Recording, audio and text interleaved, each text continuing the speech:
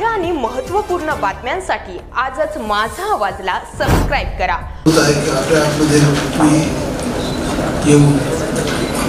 बरोबर 2 क्षण घालवले.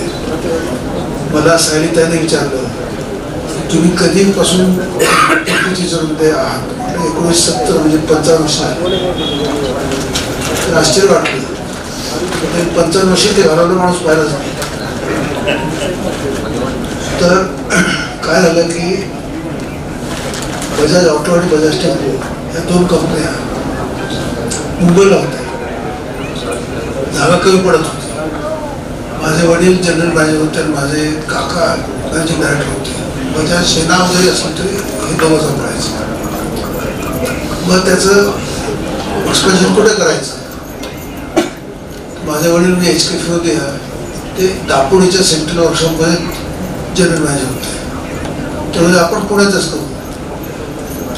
आपण आपण दिल्लीला जाऊ. पण दिल्लीला सेंट्रल गव्हर्नमेंट आहे. तिथे आपल्याला चांगलं कॉन्टॅक्ट ठेवता येईल. कारण त्या काळी लायसन्सची पण भांडवल होतं. प्रत्येक गोष्टीला गव्हर्नमेंटला जावं लागायचं. काका म्हणाल नाही इथेच राहू. इथे कुठे या इथे रस्टन हॉस्बी नावाची कंपनी होती. मग कायच नाही टाटाने मोठी जागा घेऊन ठेवली होती.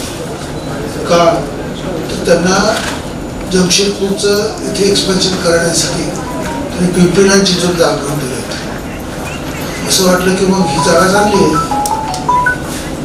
त्यावेळेला मग आम्हाला असं कळलं की MIDC इथे फार मोठी होणार आहे. केवढी मोठी म्हणजे हिंदुस्थानातली सर्वात मोठी MIDC कुठे चिंचवडची आहे. आणि त्या टाटाच्या जोरावर आणि इथे आलेल्या इतर कंपन्या जोरावर इथे इतका बिझनेस वाढला की हिंदुस्थानातील सर्वात रिच सर्वात पैसेवाली नगरपालिका होण्याचा गौरव व्हायला लागला. कारण जकातीचं उत्पन्न यायचं दरम्यान. खर्च कुठं करायचा. खर्चच करत नाही. सरकार काय करायचं ते पैसे ओढून घ्यायचे. तर त्यावेळेला मग आमच्या काकांनी सांगितलं की लोक पुण्याहून येतात इतकं दूर बसने. म्हणजे तुम्हाला आश्चर्य वाटेल की 100 बसेस यायच्या पुण्यात. अष्टसंबंध बसने घेऊन जायचं. इथेच काय नाही राहायचं त्यांनी. तर सरकारच्या डोक्यात एक होतं किंवा जिथे काम करतो ते फार दूर असतो. पोल्युशन असतं. म्हणून तिथे लोक राहायचं नाही. माझ्या वडिलांनी त्यांना कन्व्हिन्स केलं असं काही नाही आहे. आताची नवीन इंडस्ट्री आहे ती आता काही धुराची नाही आहे. तुम्ही प्राधिकरणात त्याला जागा द्या. प्राधिकरण म्हणून त्यांनी ती जागा घेतली. सगळ्या लोकांनी इथे राहायला सुरुवात केली. आज पुढे काही बसेस आहेत ते सगळे लोक इथे राहतात. आता हा एक मोठा पिंपरी चिंचवड गावाचा फार मोठा परिणाम पुण्यावर झालेला आहे की पुण्याहून इथे येण्याची जरूर नाही. पण तसे लोक मॅनेजर लोक पुणे प्रिफर करतात. का तर त्यांना तिथे सांस्कृतिक जास्त बघायला मिळतं. म्हणजे सवाई गंधर्व महोत्सव कुठे तर पुण्यात, फिल्म इन्स्टिट्यूट कुठे तर पुण्यात, फर्ग्युसन कॉलेज कुठे तर पुण्यात. त्यांना असं वाटतं की पुणे बेटर आहे. पण माझं मत असं आहे की तेवढ्याच इक्वल आपण पिंपरी चिंचवडला करूयात. कारण इथे लोकसंख्या चांगली आहे. हुशार लोक आहेत. जवळच हिंजवडी पण आहे. वाकड आहे. आपण पिंपरी चिंचवडचा फक्त पिंपरी चिंचवड असा उपयोग न करता पिंपरी चिंचवड आणि हिंजवडी असा जॉईंट आपण जर विचार केला तर ते खूप फरक पडू शकतो. तर ही नगरपालिका एक्सपांड करून माझं मत हिंजवडीचा त्यात समावेश करून द्यावा. म्हणजे तुम्हाला मग असं वाटेल की बा मी काही नुसतं ऑटोमोबाईल इंडस्ट्रीवर नाही आहे. मी IT वर पण आहे. आता ITला फार मोठे दिवस येणार आहेत. आलेच आहेत.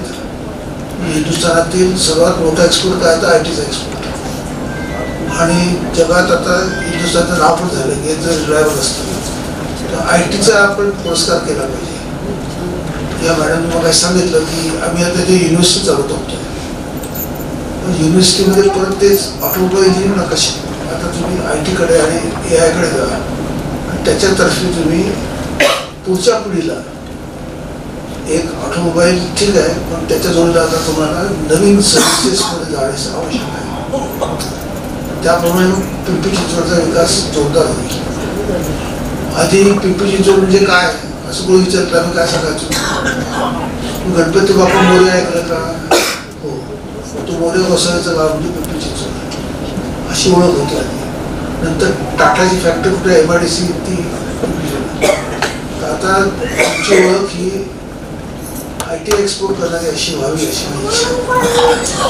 त्याला पत्रकार लोकांनी सुद्धा